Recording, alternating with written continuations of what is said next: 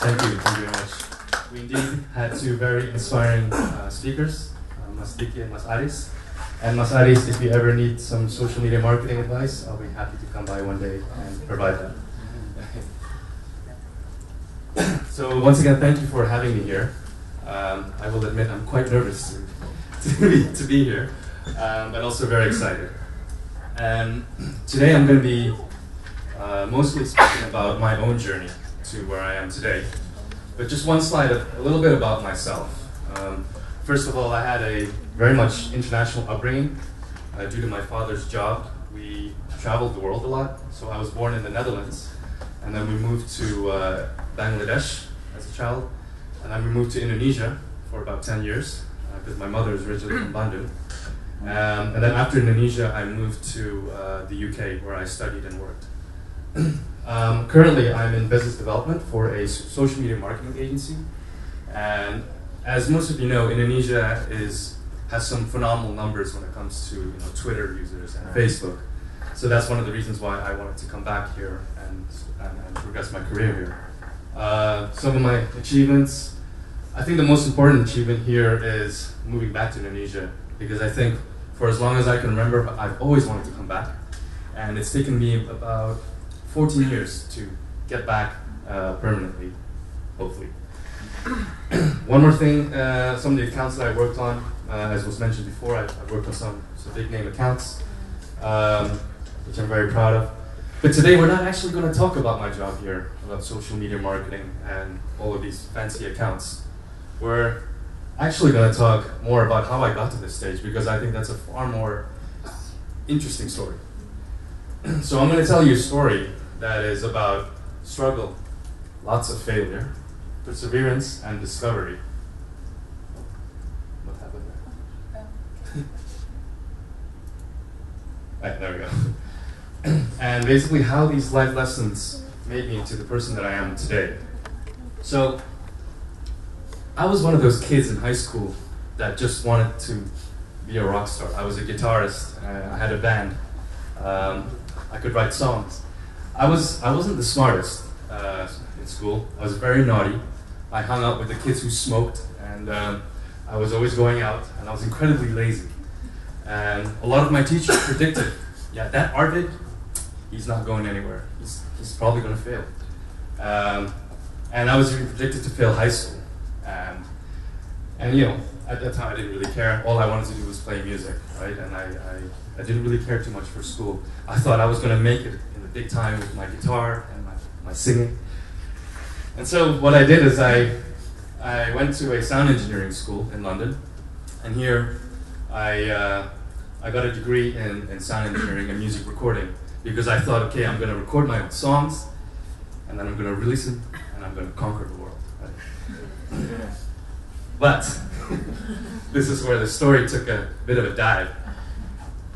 I didn't become a famous rock star, nor did I become a songwriter, and I certainly did not conquer the world. And if you can imagine, having a degree as a sound engineer, really tough to find a job at that time, right? It was in 2006. Sound engineers, no one wants them. And by the way, if you do ever spend an expensive education on sound engineering, you have to spend at least 1 to 2 years as a coffee boy, serving tea and coffees to all the execs before you actually get a job. So it was a real struggle, and I got it. My dad had a long talk with me, and he said to me, Arvid, I really advise you to go back to school and get a master's degree. And I totally agreed with this, and I bought it. But it was difficult. I wanted to get a master's degree, but I was constantly rejected at universities, both in the UK as well as in Holland.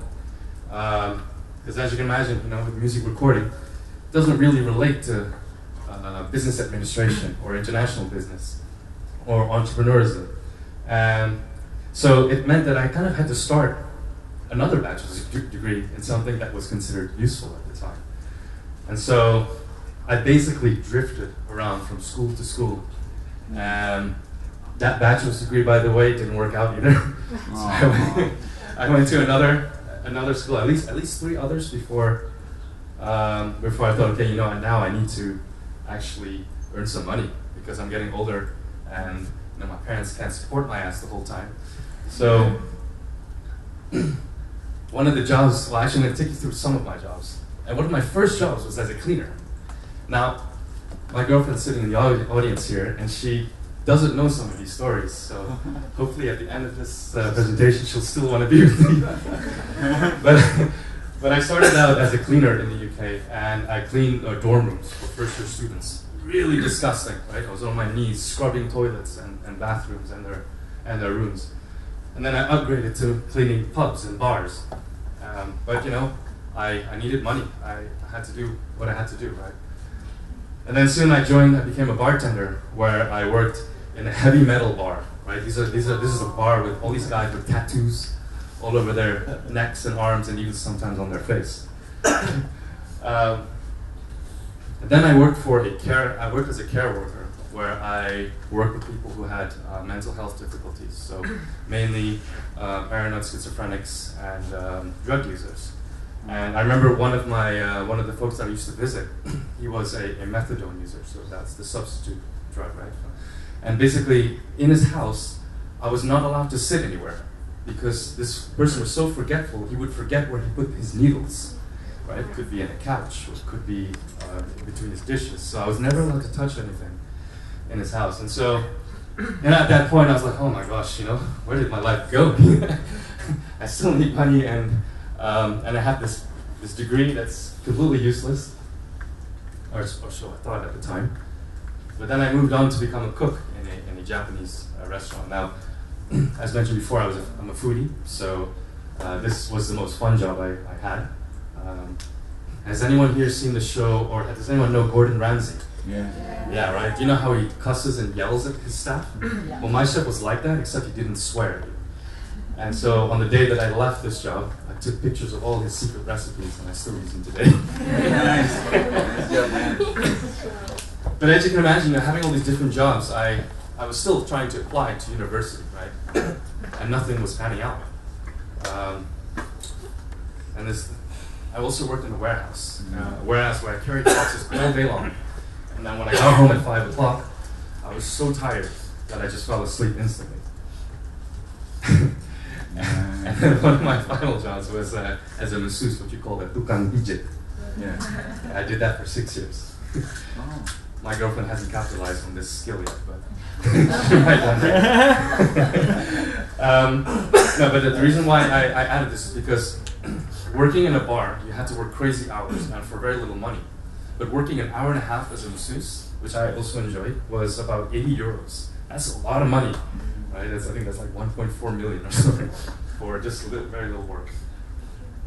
So there came a point where I thought, oh my gosh, you know, I really hit a low point, and I remember looking in the mirror at one point and looking back at myself and thinking, wow, when I look back, I thought I really felt like I was the biggest loser that I know, you know, because I got this degree from the UK, but yet I'm doing all these jobs, right, and nothing seems to be working out.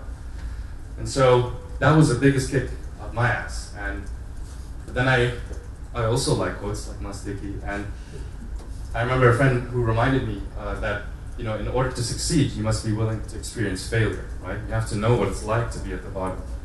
And then the second quote here, failure is not falling down, but refusing to get up, right? As you can tell from the many jobs I've had, I kept getting up and up and up. So definitely do not sit still. Always try and try again. And then something interesting happened. My dad had given me this book called Rich Dad, Poor Dad. And this is one of those books that you know you give to your son, and I was like, yeah, Dad, I'll read it one day. I'll put it in my bookshelf to collect dust. But at that point, at my low point, I saw this book, and I thought, you know, I'll pick it up. I flicked through a couple of the pages, and I couldn't put it down until I finished reading it. And I was so inspired. I was so inspired by this book because it taught me, like, wow, it talks about building a business, right, for yourself, getting out of the employee side of the funnel and going towards building your own business. And then I thought, yes, I want this thing called a business. I don't know what yet, but I want it. So then I was filled up with energy. yes, I got this renewed energy in me, and but I still didn't know what should I do. And again, I had hit a wall, right? And so, but then finally, around this time when I had finished reading the book, I had some luck, and there was one university in The Hague, in the Netherlands. They actually took me on for a master's program. It was an international communications management program, right? So similar to what you're doing.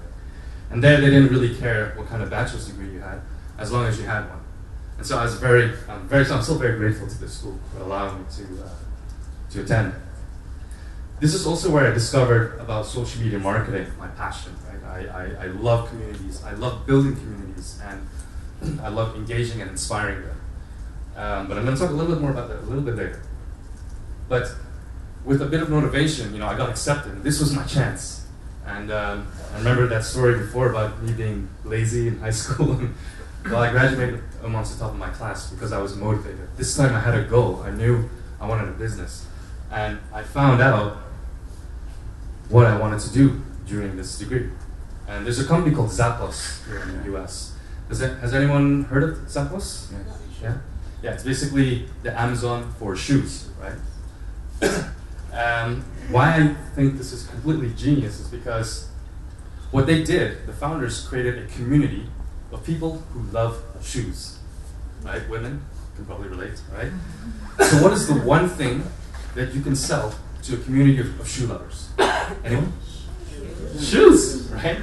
It makes complete sense because you built a community of people who love shoes. So selling shoes to them is the easiest thing to do in the world. And that's the power of a community. And that's when I realized the connection between social media and building a community. I'd rather sell something to someone that's like-minded and that actually wants a product than hard sell on TV or an advertisement. Yeah. So I wanted to build my own community, and that's something that I'm currently working on now. I want to build a social media marketing community here in Asia, kind of like a Mashable or a social media examiner.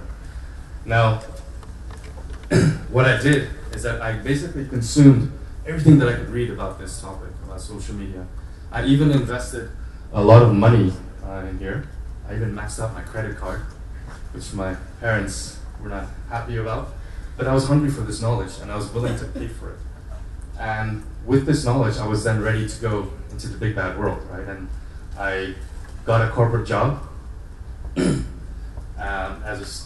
social media as well. And because I had this fire in me and this drive, I climbed up the corporate ladder very quickly. And because, now I knew where I was going. And I saw the corporate world as a stepping stone to where I want to be, and just one day to have my own business, right? So finally, one of the dreams was to come back to Indonesia, and that happened from my last job. So I came back for family reasons, but also because of the social media opportunities here, right? And Indonesia is also a haven for startups. So these are, social media and learning how to build a business is really why I'm here. And the thing is that I haven't reached that final goal yet, but that's okay. Because, I'm not there yet. I'm still experiencing this journey, actually, and I'm sharing this all with you now. And, when I look back at all the jobs I've had, I'm glad that all happened to me. I'm glad about that drug user who forgot where he left his needles. I'm glad that I scrubbed toilets, even. So, I wouldn't change a thing. I saw this commencement speech of Steve Jobs that he did for some university, and I want to read this quote out to you that goes, "You can't connect the dots looking forward, you can only connect them looking backwards. You have to trust that the dots will somehow connect in your future." So for me, what did that mean to me? How did I connect my own dots? Well, if I never did music, I might have never learned about how to be creative in social media. Social media marketing is often about being creative, creating creative strategies to engage the community and encourage word-of-mouth marketing. If I never learned to clean toilets, I would have never learned to appreciate education and so that I was motivated to do well. It taught me about perseverance, and it gave me strength to push through, no matter how things got difficult. Bartending actually taught me a lot about customer service. If you ever try to serve a drunk 40-year-old on a Saturday night, you'll learn a thing or two about customer service. Trust me. I had never worked in the warehouse. That motivated me as well to do really well during my master's degree, because if I didn't do well, then those kind of jobs are waiting for me. And if I had never worked with people who had mental health difficulties, I would have never learned about patience and to be appreciative of my own lives.